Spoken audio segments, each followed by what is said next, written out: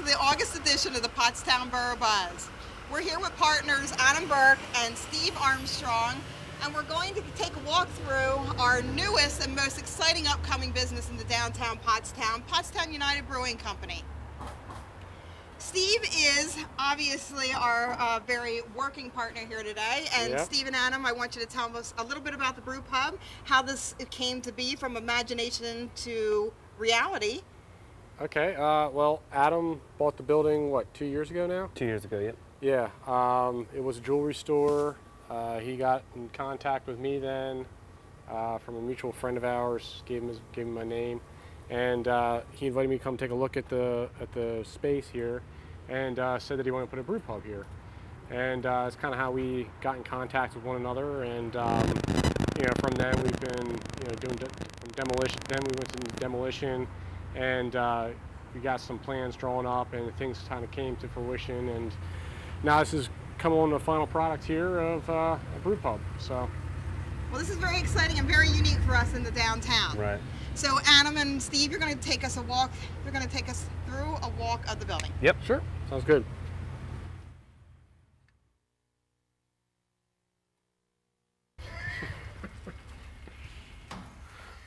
Here we are inside the Brew Pub with partners Adam Burke and Steve Armstrong. And it's a little hard to imagine what this is going to look like when it's complete, but we're going to ask you to tell us a little bit about it, and we're going to try to use our imagination. Sure. Well, this is going to be a small acoustic stage that we'll have where you could see, like, from the outside of the window, people are actually inside doing something, you know what I mean, kind of. And then from here, this is going to be up to the ceiling. We had to Put a vestibule in, yeah. What kind of acts are we expecting to see here?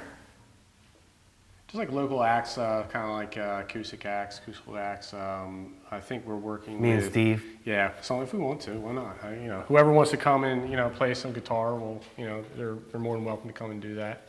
We're working with Steel River Playhouse over there. They're thinking about doing a one-man Christmas show here in December, but we're still working with them to see if that'll work. So anybody that hasn't seen Madam Inc. in action, I think we can look forward to some of that wonderful music here. Absolutely, I hope so. Well, I talked to Lewis too, who owns High Street Music, and he was like, him and I are actually going to record something together. Oh, cool. So he was like, oh man, I can't wait till the new place comes so we can actually do something there. So I was like, that's great. Yeah, that's great. So then, as you go down here, there'll be wainscoting on the wall.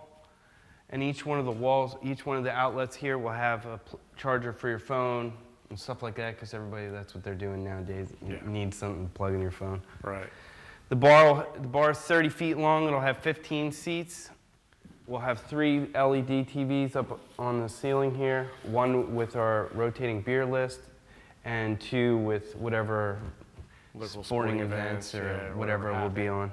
And then we have 49 seat capacity here, so the rest of this spot will be, 2 top, 4 top tables, and then we'll probably have 1 nice big table down here at the very end.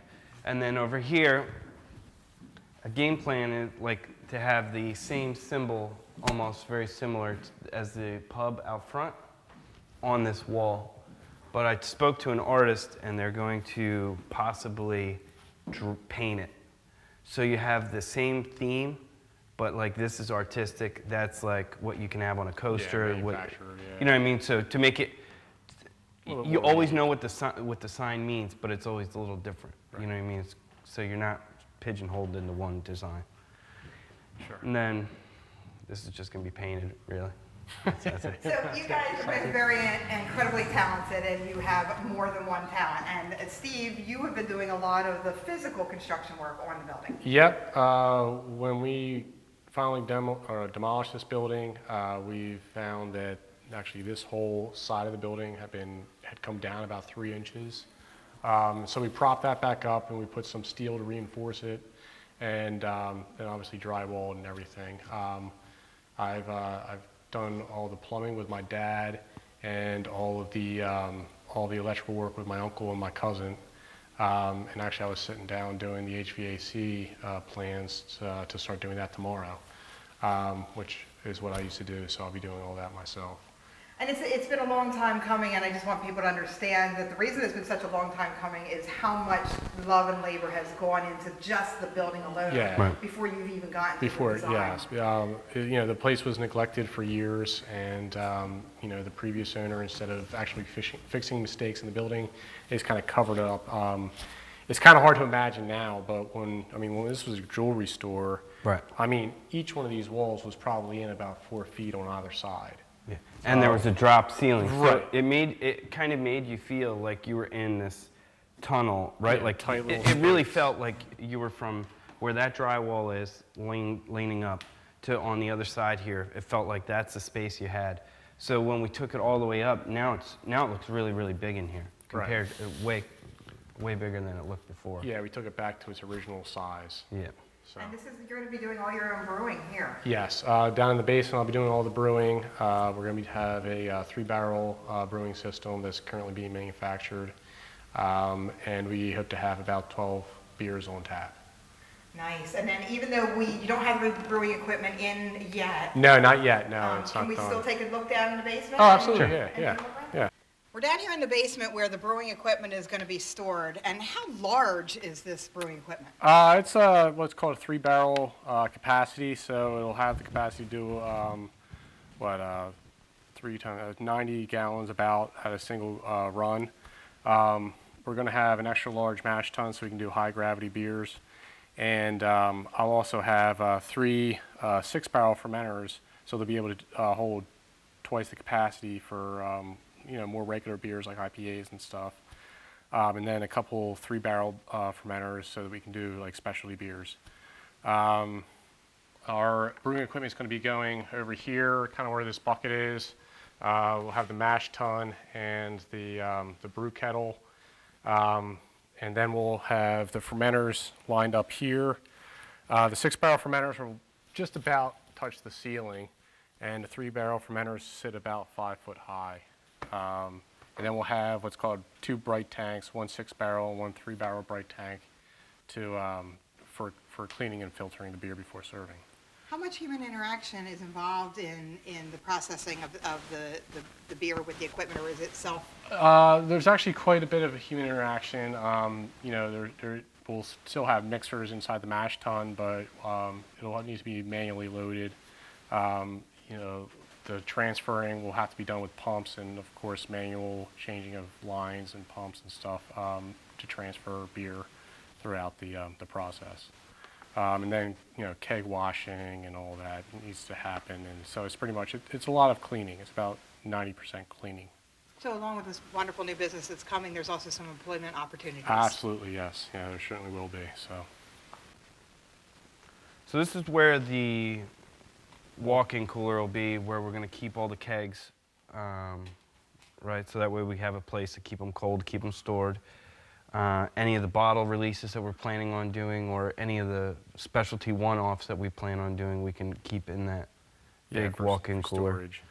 And then we're going to run the lines up to through the ceiling, and have 12 beers on tap upstairs. Yeah, including probably 2 local ciders and yeah, just specialty beers and of course IPAs, pale ales, and we're going to be using Untapped too, so that, which is a social media network where just for beer. Yes. So like as a Facebook or Twitter or Instagram, but just for beer. So you can actually take out your phone, say I'm drinking this beer at Pottstown United Brewing Company, rate the beer, and anybody else that's drinking that beer will pop up on your phone, and you know what I mean? It's really interactive. You can kind of like interact with it, yeah. And it's very good for us on the data end of things, because it keeps record of how many people are talking about the beer, drinking the beer. Sure, so we know which beers are popular, which beers aren't popular, and we can, you know, maybe even put them on the regular lineup. Right. The other interesting thing of it is we'll be able to be able to access the Untapped, our Untapped page. It'll tell you what we have on tap, what's coming up. So that'll be, I think, good just for letting people know what's happening and where to find it and all that good stuff. Yeah, right. So, you know, it's pretty exciting. Yeah. I'm excited to have it. We're also excited about the name. So tell me how you derived the name Pottstown United Brewing. It was one of those things that Steve and I were just talking back and forth, and Pottstown unity, Right, Pottstown this, yeah. Pottstown this, because we're really trying to make this a staple in the community for the years to come. And then we just decided, hey, this sounds really great, and you know, like Manchester United or like soccer, Right. or you know, like European style, where it's like pub. What do you watch? You watch football. You know, like what do you do? You know, that's what you do. You drink beer, you eat food, and you know, the food is going to be a lot of high-end pub food. You know what I mean? So like, we'll grind all the meat. We'll do like smoked turkey wings. We'll do chicken wing. You know, like all the stuff that, but upgraded. You know what I mean? So not anything like any place around here. Yeah, and we're gonna try to like source most of our stuff locally. Yeah. And I'll be working pretty closely with a farm in the area, 2 particular acres, in the farmer there, to grow all of our base barley for the beer. And it will be also malted by a local malt house called Double Eagle Malt. So we plan on, you know, probably not all of our grain will come from that because, you know, we can't do that. They don't have the capacity for it, but we'll be using probably about in every given batch between 90 and 100% of the grain will come from that source. Nice that you guys are keeping it local. Yeah, I mean, we're trying to. I think that's pretty important. You know, just to add, we just wanted like a sense of community, and I think that's what Adam and I really wanted to kind of put forth with what we're doing here is to kind of bring the community together, get people excited for the area, you know, try to, you know, source everything locally, make kind of like a localized economy, and, you know, I think it's just general goodwill with everybody, you know, and I think that's what we're really after, so. And for those who haven't tried Lily's Grill Fine Cuisine, Adam is a magnificent chef, and we are expecting him to be cooking his fine cuisine here also at Pottstown United Brewing. Yep. Yep. Thank you for watching this edition of Pottstown Borough Buzz. Again, we're with the very exciting, enthusiastic partners, Adam Burke and Steve Armstrong, and we have one last question for these gentlemen. When do we plan on opening? We're looking at November area, and we can't really give a set date yet, only because we still have equipment to be manufactured, and we're going through a licensing process right now, so we're not sure exactly when it's going to happen. But we should know with a set date, probably, I think, what, like a month or two? I would think within a month we should know when Yeah, we'll be able to do we'll be able to open. So we're planning on like November time frame. Well, when you guys are open, we are definitely ready for you. All right, Great. great. Thank you so much. Thank you.